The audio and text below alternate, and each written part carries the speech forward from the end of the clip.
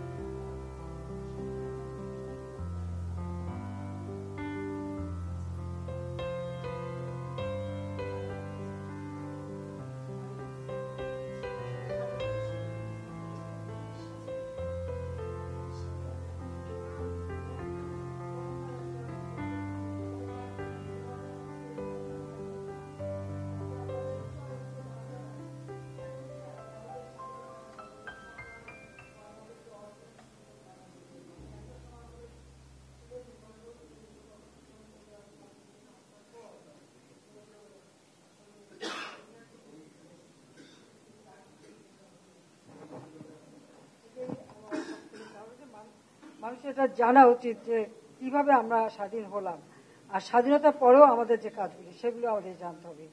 জাতিপিতা বঙ্গবন্ধু শেখ মুজিব ছোটবেলা থেকে কিন্তু সাধারণ মানুষের জন্য কাজ করতেন এবং ওনার একটা মানুষের প্রতি একটা আলাদা দরদ ছিল এবং দেখতেন যে দেশে মানুষ খাবার পায় না, পরনের ছিন্ন কাপড়, থাকার জায়গা নেই, চিকিৎসা পেত না, এটা ওনাকে খুব ব্যথিত করত। সেই জন্য বোধহয় ছোটবেলা থেকে উনি বড় হয়েছিলেন এবং এরপর থেকে মানুষের জন্যই তিনি কাজ করতেন। নিজের জীবনের কোনো সুখ সুবিধা কিচ্ছু দেখেননি, শুধু একটাই ছিল এদেশের মানুষকে কিভাবে দারিদ্র্যের হাত থেকে মুক্তি দেবেন, কিভাবে একটা উন্নত জীবন দেবেন এবং ছোট্ট শিশুরা জন্য একটা সুন্দর জীবন পায়, সেটাই ওনার জীবনের লক্ষ্য। তা মনে করি আজকে যে উদ্যোগটা এখানে নেওয়া হয়েছে এবং এই যে যারা বিশেষ চাহিদা সম্পন্ন শিশু তাদের আঁকা ছবি দিয়ে অ্যালবাম করা বা যে ইতিহাসকে তুলে ধরা ছবির মাধ্যমে, ছবি তো আসলে কথা বলে এবং ইতিহাস জানার সুযোগ ছোট শিশুরা সুযোগ পাচ্ছে, সেটা করার জন্য আমি সত্যি আন্তরিক ধন্যবাদ জানাচ্ছি।